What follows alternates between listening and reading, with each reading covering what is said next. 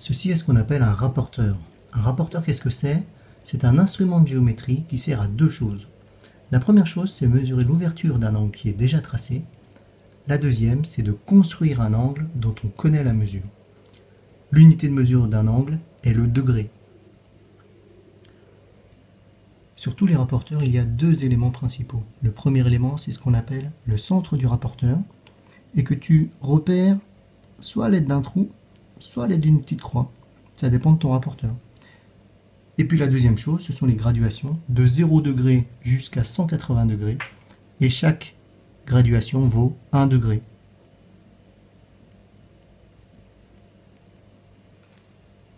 On peut remarquer aussi que sur la plupart des rapporteurs, maintenant, il y a une double graduation.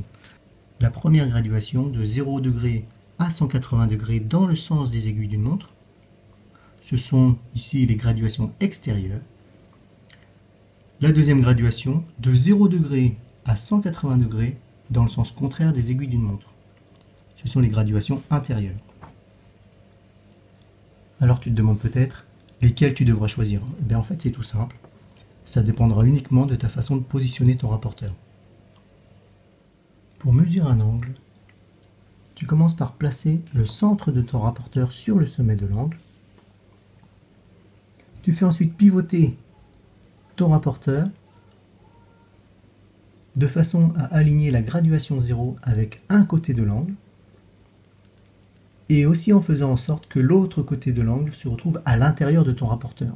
Qu'est-ce que ça veut dire? Ça veut dire que si j'aligne mon 0 de cette façon, donc je dois toujours vérifier que le centre de mon rapporteur il est bien sur le sommet de l'angle et que le 0 soit aligné avec un côté de l'angle. Si je place mon rapporteur de cette façon, ce n'est pas correct, puisque l'autre côté de l'angle ne se retrouve pas à l'intérieur de mon rapporteur.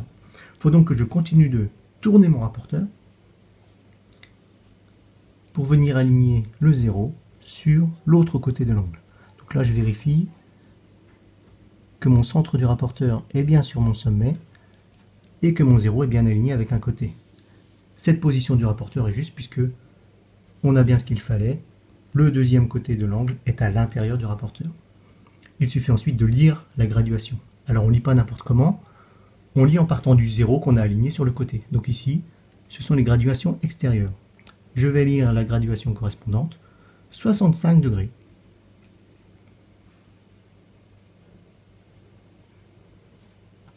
Mon angle UAV mesure donc 65 degrés.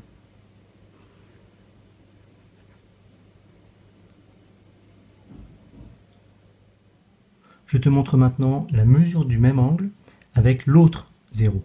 Alors je place le centre de mon rapporteur sur le sommet de l'angle et je vais venir placer la graduation 0 sur un côté de l'angle.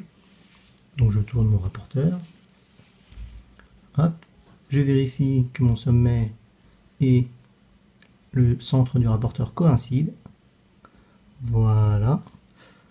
L'autre côté de l'angle est bien à l'intérieur de mon rapporteur et je vais lire la graduation en partant du 0 que j'ai aligné. Donc celui-ci. 0, 10, 20, 30, 40, 50, 60 et 65. Je retrouve la même mesure, heureusement.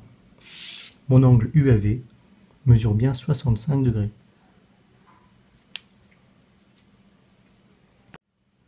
Cette fois-ci, je vais te montrer comment on se sert du rapporteur pour construire un angle. Ici, je veux construire un angle dont le sommet est le point M et dont la mesure est de 40 degrés.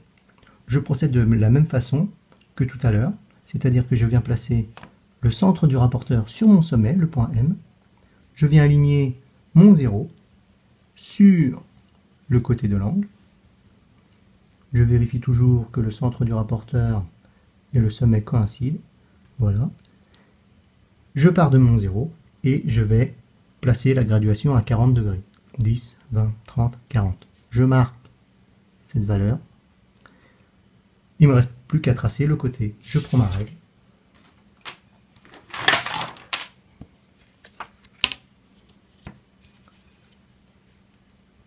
Et je trace mon angle.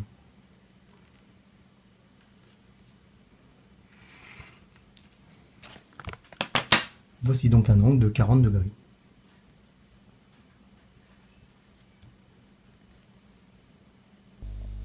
Maintenant, c'est à toi de jouer en faisant le travail que je t'ai donné en classe.